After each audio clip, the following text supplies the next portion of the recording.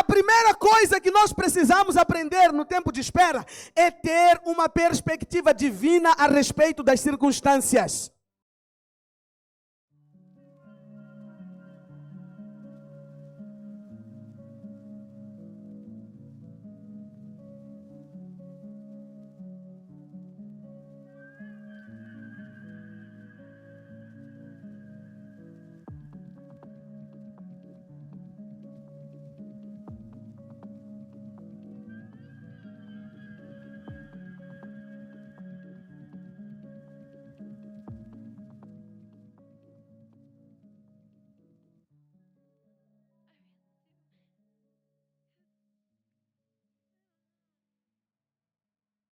Deus vai ajudar.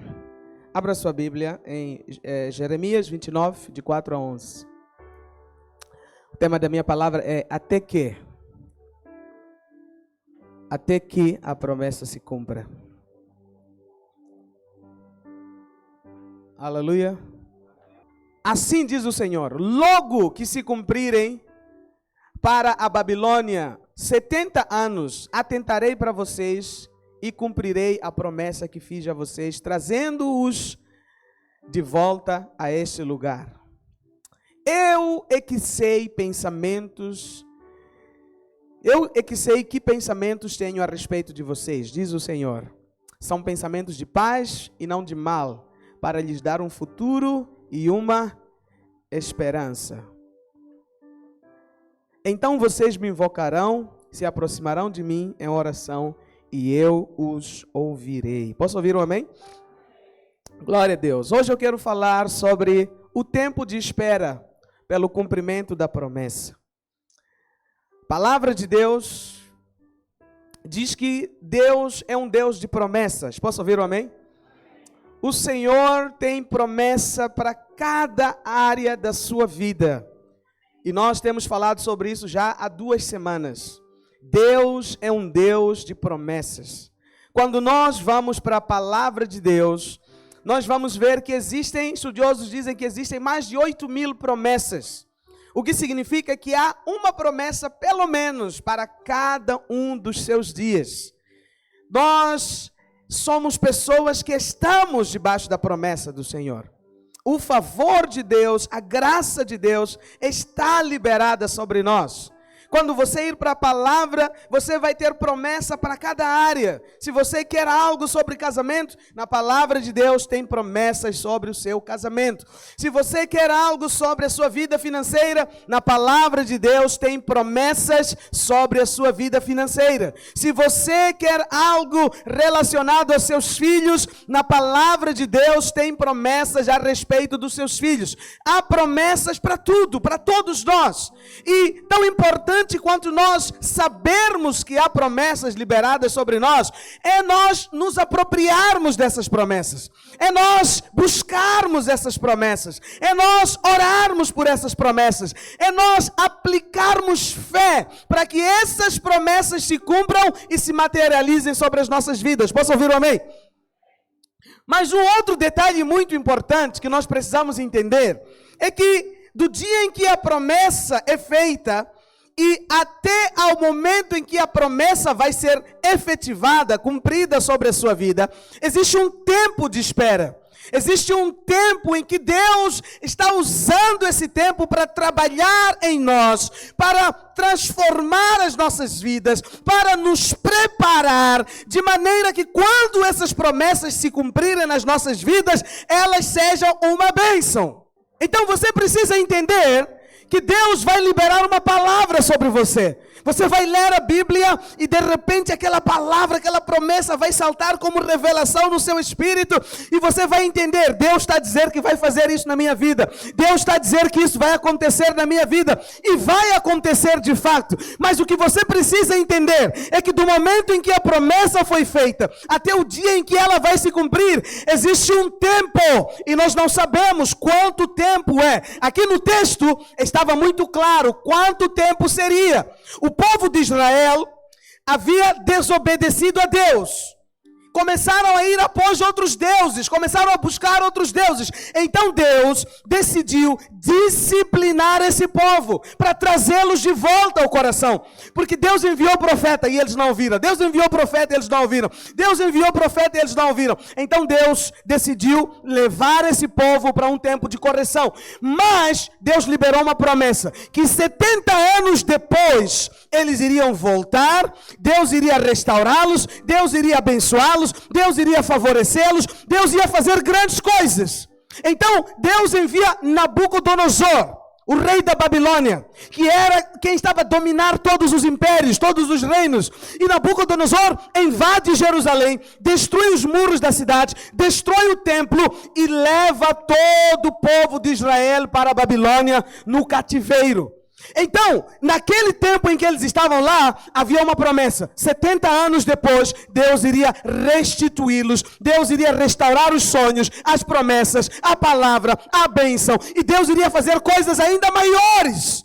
Então, eles sabiam quanto tempo iria demorar a promessa, mas a nós não sabemos. Talvez vai demorar 1 ano para Deus cumprir a promessa que Ele fez na sua vida. Talvez vai demorar 6 meses. Talvez vai demorar 2 anos, 3 anos. Nós não sabemos. Mas uma coisa é muito importante. Precisamos aprender a lidar com Deus no tempo de espera. Precisamos aprender a se posicionar de maneira que facilitará o cumprimento da promessa de Deus nas nossas vidas. Sabe de uma coisa? Você não pode acelerar o cumprimento de promessa, mas você pode atrasar. Dependendo de como você vai se posicionar no tempo em que você está a aguardar o cumprimento da promessa, você pode atrasar a promessa. Então esse povo aqui estava a ter um problema. No tempo de espera, eles estavam a agir de uma maneira inapropriada. No tempo de espera, ao invés deles viverem, serem felizes, casarem, terem filhos, construir casas, organizar a vida, terem netos e netos terem outros filhos, porque afinal de contas seriam 70 anos. Ao invés disso, eles pararam de viver. Ao invés disso, eles caíram em depressão. Ao invés disso, eles se desanimaram, se abateram. As pessoas chegavam para eles e diziam: cantem os cânticos de Jerusalém. E eles diziam: que a minha língua se cole no teto da minha boca se eu abrir a boca para cantar. Não vou cantar, vou continuar deprimido até que Deus faça alguma coisa. E eles buscavam a palavra de Deus. Quando iam ter com os profetas genuínos, os profetas diziam: são 70 anos. Mas como eles não queriam ouvir aquilo, eles procuravam os profetas que diriam para eles o que eles queriam ouvir. Então eles começavam a ouvir outras vozes, outros profetas. E sabe de uma coisa? Muitas vezes acontece isso conosco. A promessa está a demorar-se cumprir. Então nós começamos a procurar pessoas que vão falar nas nossas vidas aquilo que nós queremos ouvir. Alguns começam a ir para o curandeiro. Essa coisa de ir na igreja, orar e não está acontecendo nada. Então quer saber de uma coisa? Vamos ali, ouvi dizer que tem um vovô que acelera a vida. Vamos lá. É só pagar 2.000 e a vida vai andar. Se esse vovô tivesse poder de acelerar a vida, tinha acelerado a vida dele. Porque esse mesmo a quem você está a ir pagar 2.000, se você olhar a casa em que ele vive, quando não procuramos curandeiros, nós procuramos à nossa volta pessoas que vão falar exatamente o que nós queremos ouvir. Pessoas que vão dizer: não, essa coisa de esperar 2 anos, 3 anos, é muito tempo, qual é o problema? Você é jovem, tem que curtir a vida tem que andar, abraça lá, olha aquela irmã como olha para você, tá vendo como ela gosta de você, avança lá, para que esperar? Orar a Deus, jejuar, seguir todo o processo. Tem um padrinho ali, manda 30.000 na conta dele que vai acelerar teu processo, a vaga vai sair e pá, já é tua. Isso não acontece aqui, graças a Deus. Aqui não. Brincadeira. Mas preste atenção. Então quando Deus vê que esse povo não estava a se posicionar da maneira certa, no tempo em que eles deveriam aguardar pelo cumprimento da promessa, Deus levanta o profeta Jeremias. E o profeta Jeremias vai trazer uma palavra de exortação, alinhando o coração do povo, e no final ele reafirma as promessas que Deus tem para a vida deles. E o profeta Jeremias fala algumas coisas que eu e você precisamos nos atentar a elas. Coloca no versículo 4 desse mesmo texto. A primeira coisa que Jeremias fala: assim diz o Senhor dos exércitos de Israel, a todos os exilados que eu deportei para a Babilônia. A primeira coisa que nós precisamos aprender no tempo de espera é ter uma perspectiva divina a respeito das circunstâncias. Eles estavam na Babilônia, mas eles não conseguiam entender que Deus foi quem permitiu que aquilo acontecesse. Eles não conseguiam ver Deus naquela circunstância, não conseguiam ver Deus naquela aflição, naquele sofrimento, naquele desafio em que eles estavam a viver. Então o que eles faziam? Eles se iravam contra Nabucodonosor. Eles se iravam contra aqueles que aparentemente eram seus opressores. E eles diziam: não vou me submeter a ele, não vou andar debaixo da palavra dele, porque ele não é nada na nossa vida. E aí, porque por causa dessa mentalidade, eles não estavam a se comportar bem ou como Deus esperava naquele período de espera. Não estavam a viver a vida. Estava todo mundo trancado dentro de casa, deprimido. Vamos tocar um louvor, vamos fazer uma célula aqui. E quem estava a pedir isso eram os ímpios. Os ímpios chegavam até eles e diziam: vamos adorar a Deus aqui na empresa, irmão. Você não é da igreja? Vamos cantar aqui na empresa. Ele dizia o quê? Essa empresa aqui não tem nada de Deus. Então não vou orar nessa empresa. Esse patrão aqui, vamos orar aqui em casa, vamos abençoar a família. Nada. E aí, Deus levanta Jeremias. Sabe o que Jeremias diz? Jeremias diz assim: assim diz o Senhor aos exilados na Babilônia que eu mandei para lá. E ainda não diz. Aí diz o seguinte: tem outra versão que vai dizer assim: que eu os enviei. Porque do ponto de vista deles, eles eram escravos. Mas do ponto de vista de Deus, eles eram enviados. Tudo depende de como você vê. Tudo depende da perspectiva que você tem, da circunstância, da situação ou do ambiente onde você está. Então você pode estar numa empresa, por exemplo, e você achar que o seu chefe é um Nabucodonosor, é um opressor. Ou você pode estar lá entendendo que Deus te colocou lá. Deus tem uma promessa, Deus vai te levantar, Deus vai te promover. Mas antes disso acontecer, Deus te colocou lá por um propósito, por um motivo. E então, eu quero saber o que Deus quer trabalhar na minha vida nesse tempo. Quais são as áreas da minha vida que Deus quer trabalhar? O que Deus quer me ensinar? Deus quer me ensinar a perdoar, a submeter. Deus quer me ensinar a andar. Deus quer me ensinar ao quê? Então Deus diz para eles: fui eu que vos mandei para a Babilônia. Não foi Nabucodonosor. Nabucodonosor só foi um instrumento. Então tenha uma perspectiva divina da situação. Por quê? A perspectiva que você tiver da situação vai determinar como você vai agir na situação. Você lembra de José? Alguém lembra de José? Alguém leu sobre José? José estava a dormir em casa dele, sem incomodar ninguém. Deus apareceu para ele e deu uma promessa. Deus disse para ele: eu vou te levantar. Você vai ter autoridade sobre os seus pais, sobre os seus irmãos. Você vai reinar, você vai governar. José acordou, chamou os irmãos e contou para eles. Falou: epa, Deus me disse uma coisa. Eu vou ser boss. Aqui na família, se ainda não teve boss, vai começar comigo, porque Deus me mostrou. Eu vou ser levantado nessa casa. Você vai ser levantado por Deus em nome de Jesus. Deus vai te levantar. Essa é a promessa de Deus para os seus filhos. Deus quer levantar você. Só que Deus não disse para José quantos anos isso ia durar. E Deus não disse para ele como ele iria se tornar governador. Mas Deus tem seus pauzinhos. Deus usa seus meios. Então a Bíblia diz que Deus... A Bíblia não diz dessa maneira, mas se você ir ler no final, você vai entender isso. Os irmãos de José são tomados de inveja. Escuta, quando as pessoas são tomadas de inveja por você, você não tem que ficar triste. Se estão a ter inveja é porque estão a ver alguma coisa. Não tem como você ter inveja de algo que não tem brilho. Então, os irmãos de José ficaram com inveja. Sabe o que eles disseram o quê? Formaram uma quadrilha. Irmãos, para piorar, José era filhinho amado do pai dele.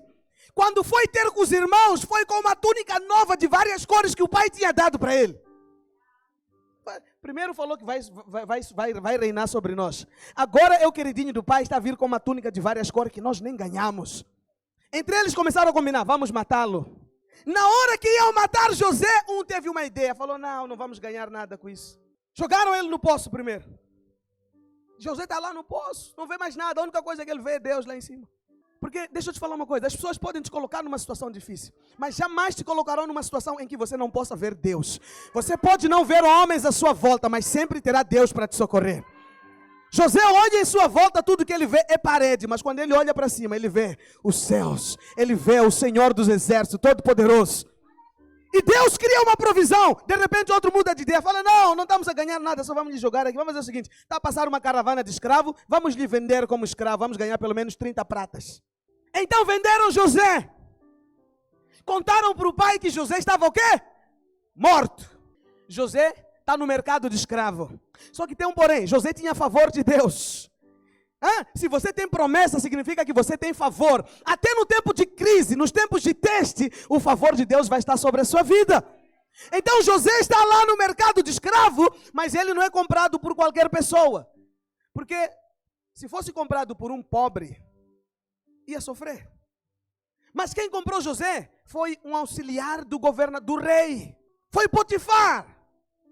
Potifar comprou José, levou para sua casa. José chega na casa de Potifar, lhe colocaram para fazer trabalho qualquer, mas começou a prosperar. Viram, esse aqui tem alguma coisa na vida dele. Trouxeram José para mais perto, começou a cuidar do jardim começou a prosperar, tudo começou a mudar. Potifar falou, esse homem tem alguma coisa, tem favor de Deus na vida dele. Escuta uma coisa, se tem favor de Deus na sua vida, não importa onde te coloque, porque lá vai ter favor de Deus. Então José é levado para casa de Potifar. Você está a entender? José tinha uma promessa. Deus disse que ia lhe levantar, mas ao invés dele ser levantado, ele só está a afundar.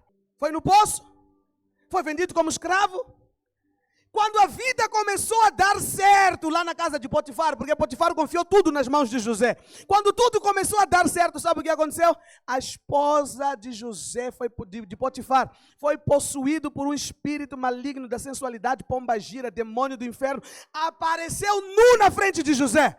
Apareceu nu na frente de José e falou para ele, podes dormir comigo? Escuta, se fosse alguns de nós, fomos vendidos como escravos. Deus não cumpriu a promessa dele. É agora. Deus me esqueceu, Deus me abandonou. Vou viver a minha vida. Mas naquela hora José lembrou. O Potifar não está aqui. Não tem homens para ver. Mas Deus está aqui. A Bíblia diz que José saiu a correr. Escuta aqui, jovem. José não ficou a orar em línguas lá. José fugiu. Você quer vencer a tentação a orar em línguas? Você está a se expor a situações que vai prejudicar a sua fé, prejudicar a sua vida espiritual, porque você acha que você ora em línguas e vai vencer o diabo. Com tentação não se ora em línguas, com tentação se corre. Fugir tentação. José saiu tão voado que até a roupa dele ficou, porque a mulher tentou tirar a roupa dele. Agora você está ali, estão a te tentar, estão a te aliciar, estão a te mandar mensagens, estão a te convidar para o stealing. Você está lá, eu estou lá, mas estou a orar em línguas. Estão a te convidar para sair a 4. Você está a ver, a 4 não pode dar outra coisa. Está já aí, não, eu sou crente, sou cheio do Espírito. Não é! Saiu a 4, quando dar a hora, aquele ali vai pegar par dele e vão começar a fazer coisas dele. Você, para não ser matreco, vai fazer o que não deve fazer. Então foge, não vai. Então José correu.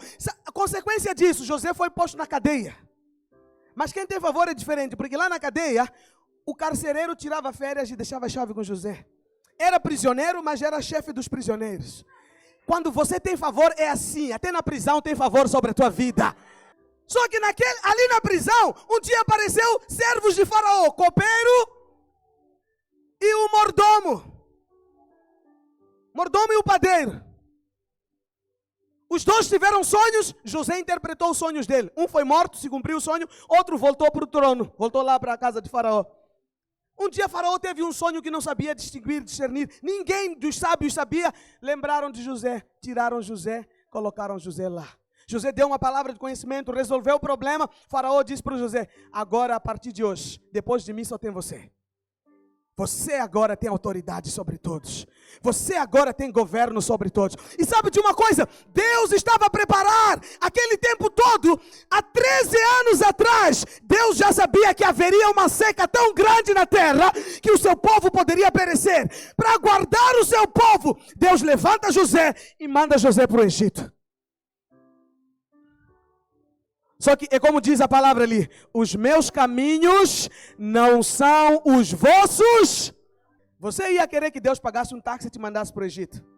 E chegasse lá e falasse: Faraó, esse aqui vai ser seu governador, tá bem? Essa aqui vai resolver seu... Não, Deus não fez assim. Os caminhos que Deus usou para trazer José até o lugar onde ele deveria estar foi diferente. E nesses 13 anos em que José estava a passar pelo processo, o coração dele sempre foi: o Senhor está no controle da minha vida. Mas se fosse você e eu, 13 anos, mas Deus falou que eu ia ser governador, mas já passou 2 anos. 2 anos! Não, tem que procurar uma oração forte. Pastor, queria ver de vir já. Vou atrás de uma oração forte. Tua oração não está forte. Não sou eu! Tem alguém que tem planos maiores do que os meus. E os planos deles são melhores. Aprenda a submeter. Aprenda a ter uma perspectiva divina da circunstância. Você consegue ver Deus nessa circunstância? Ser vendido no poço, ser levado como escravo, depois ser atacado por uma mulher endemoniada, e depois de cair na prisão. Você consegue imaginar Deus nessa circunstância? Não! Só sempre vamos ver quem? Homens! Esse meu chefe que não vale nada. É meu líder. Se eu tivesse um líder como João Pedro, a minha vida ia mudar. Deus sabe por que você está aí. Aguenta aí. Dá a resposta certa. Porque deixa eu te falar uma coisa. Deus não te promove sem você passar de classe. Quem aqui estudou primeira classe, estudou quinta classe, fez exame, reprovou e foi mandado para a sexta? Não existe. Deus te colocou ali na Babilônia. Enquanto você não dar a resposta certa no tempo de espera, vais repetir de novo. Vais repetir de novo. Vais repetir de novo. Diga para alguém: dê a resposta certa. Diga para alguém: veja Deus. Para de ver homens. Diga: os homens são apenas instrumentos. Os homens só são o quê? Mas quando eu apanho um instrumento que me contradiz, o que eu quero? Não está bom esse instrumento. Quero outro instrumento. Só estás a mudar de instrumento, mas aquele que faz o processo não mudou. Na mão de outro homem, vai continuar sem instrumento. Então esse era o problema de quê? Desse povo. Então José teve uma perspectiva divina. Olha só o que diz lá em Gênesis 45:7. Vamos encerrar. Vou concluir essa palavra na semana que vem. Olha o que diz José. José agora é governador. Os irmãos de José que venderam José começaram a passar fome lá no Egito, lá em Canaã. Sabe o que fizeram? Foram comprar comida no Egito, porque o Egito era o único lugar que tinha. Quando chegaram lá, quem que eles encontraram? José. O sonho de 13 anos atrás estava a se cumprir. José em cima e os outros prostrados. José dá comida para eles, faz umas coisas, umas brincadeiras.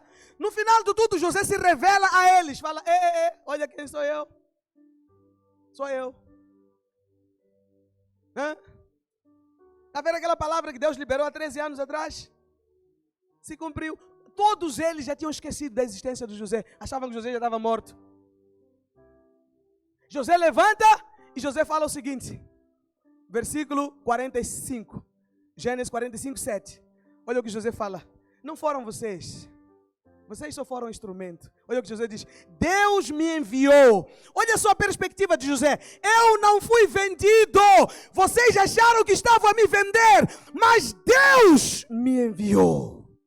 Deus me enviou adiante de vocês para que fossem conservados. Para que fosse conservado para vocês um remanescente na terra. E para que a vida de vocês fosse salva. Vocês me venderam, na verdade, era Deus usando vocês para eu vos salvar. Consegue perceber a perspectiva? Então mude suas perspectivas. Para de ver pessoas. Procure ver Deus atrás das pessoas. O que Deus quer me ensinar? Qual é a área da minha vida que Deus quer tratar? Porque deixa eu te falar uma coisa. Você está num processo de transformação. Mais do que te abençoar, Deus quer te transformar. E para te transformar, Deus vai usar processos, Deus vai usar pessoas, Deus vai usar circunstâncias, para quando você estiver pronto, a bênção ser colocada nas suas mãos. Tem pessoas hoje que não dá para ganhar o salário que estão a orar. Porque se você ganhar esse salário, não vais voltar na igreja. Então Deus tem que trabalhar em você. Se para isso demorar 13 anos, você é quem define. Se você aprender rápido, rápido Deus vai poder colocar nas suas mãos. Se você demorar a aprender, mais tempo vai demorar para Deus colocar nas suas mãos. Não adianta só você orar por cargos. Senhor, eu quero ser o CEO daqui. Você precisa estar pronto para quando você se tornar CEO desse lugar, você saber tratar as pessoas, honrar as pessoas, servir as pessoas e ser uma bênção lá. Então, enquanto você não aprender nada disso, Deus não vai te colocar lá. Pode demorar 10 anos, 5, depende de você. Responda a Deus no processo. Veja Deus no processo. Irmãos, tem gente que não está pronto para certas coisas. Você está pedindo só por pedir. E Deus, como te ama, e Deus não quer te perder, Deus não vai te dar. E Deus está dizendo para você, aguarda, existe um tempo. Precisa um tempo. E nesse tempo eu quero trabalhar em você. Eu quero te ensinar certas coisas. Eu quero formar seu caráter. Eu quero aperfeiçoar você. Eu quero moldar você. Eu quero dar resistência para você. Eu quero dar estômago. Eu quero dar maturidade. Para quando o que eu tenho para você, colocar nas suas mãos, você ser forte o suficiente para saber gerir e manter o que eu vou te dar. Porque uma coisa não tem a ver só com receber, mas tem a ver com você conseguir manter o que Deus te deu. Tem gente que às vezes nem para ter emprego não está preparado. Porque quando tem emprego, desaparece da igreja. Estou te falando de coisas que eu vivo. Eu sou pastor de igreja, eu vivo essas coisas. Conheço pessoas que conseguiram emprego num dia. Desapareceu. E quem conseguiu emprego? Os irmãos. Então deixa eu te falar uma coisa, já encerrando aqui. Os outros pontos eu vou falar semana que vem. Tenha uma perspectiva diferente das circunstâncias. Aprenda a ver Deus nas circunstâncias. E sempre procure dar a resposta apropriada para Deus. Aleluia! Os irmãos da ceia podem vir. Diga para alguém. Diga, o deserto não é para te matar. O tempo de espera não é para minar a sua fé. É para te preparar para as grandezas que Deus tem para você. Então dá a resposta certa. Diga, fala para ele, diga, dê a resposta certa. Diga, não aborte. Porque se você abortar, se você já tinha andado 50 quilômetros, vai zerar o processo. Aleluia. Então, pastor, o que eu faço no tempo de espera? Cante. Cante. Aleluia. Faça que nem as pessoas queriam que o povo de Israel fizesse. Cante um louvor. Canta. Não posso cantar, não sou pré. Canta. Canta. Lembra de Paulo e Silas? Estavam na prisão. Tudo fechado. Seus pés presos num tronco. Estavam a passar por um tempo de teste. Naquele tempo de teste, a Bíblia diz que eles começaram a cantar. Levarei eu também minha cruz, e por uma coroa trocar. Começou a cantar. Porque não é só pregar a mensagem da cruz, tem que amar. cruz fala de renúncia. Então Paulo começou a cantar. Paulo e Silas começaram a cantar na prisão. Começaram a cantar. Cantaram. A Bíblia diz que de repente as prisões começaram a tremer. As cadeias se quebraram. As prisões se abriram. Paulo e Silas saíram. Não somente eles, mas todos os que estavam presos junto com eles. A sua resposta pode mudar a vida de muitas pessoas. A sua resposta vai mudar a vida de muitas pessoas. Então dê a resposta certa. Posiciona. Veja Deus nas circunstâncias. Pastor, foi Deus que mandou meu problema? Talvez não foi. Deus não manda problemas. Mas às vezes Deus cuida dos seus filhos. Nesse caso, Deus estava a disciplinar os filhos dele. O José não estava sendo disciplinado. Na verdade, José estava sendo levado para o trono. Mas o caminho que Deus levou, se você olhar de forma natural, parece que Deus mandou um problema para ele. Mas Deus tem seus caminhos. Aleluia.